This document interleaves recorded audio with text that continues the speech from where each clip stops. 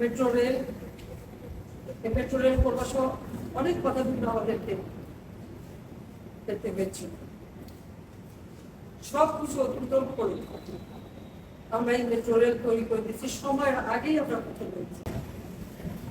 আজকে এই metro rail চলে সেই উত্তর থেকে একেবারে গতিশীল পর্যন্ত নির্বিঘ্নে মানুষ যাতায়াত করছে, মানুষ যাতায়াত করছিল এবং তাদের কত সময় বেঁচে যাচ্ছে।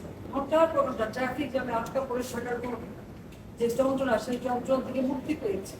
সময়ের আগে ঘরে ফেরার একটা সুযোগ ছিল এবং তখন বেশ কিছু সময় পেতে পরিবারের সঙ্গে বসে অন্তত কিছু সময় কাটাতে।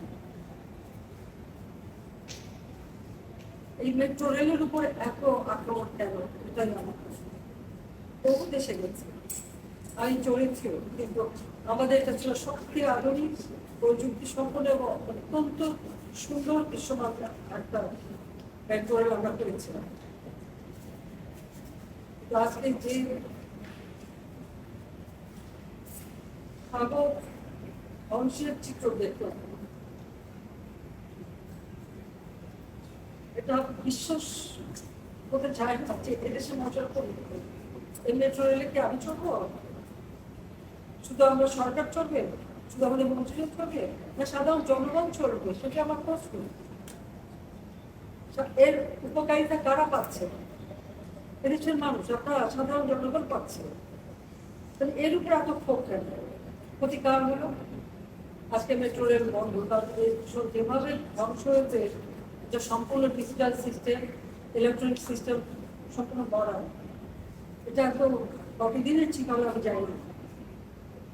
কিন্তু কষ্ট পাবে তো মানুষ, আপনারাই কষ্ট পাবে, দেশের মানুষ কষ্ট পাবে, এই ঢাকা শহরের মানুষই কষ্ট পাবে।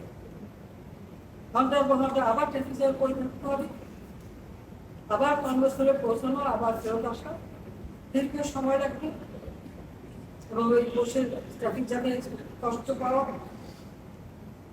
আপনাদের কষ্ট লাঘব করতে চেয়েছি, তা আমি আপনাদেরকেই বলবো, এই কষ্ট আমি লাঘব করতে চেয়েছি। এই কষ্ট আবার যারা সৃষ্টি করবে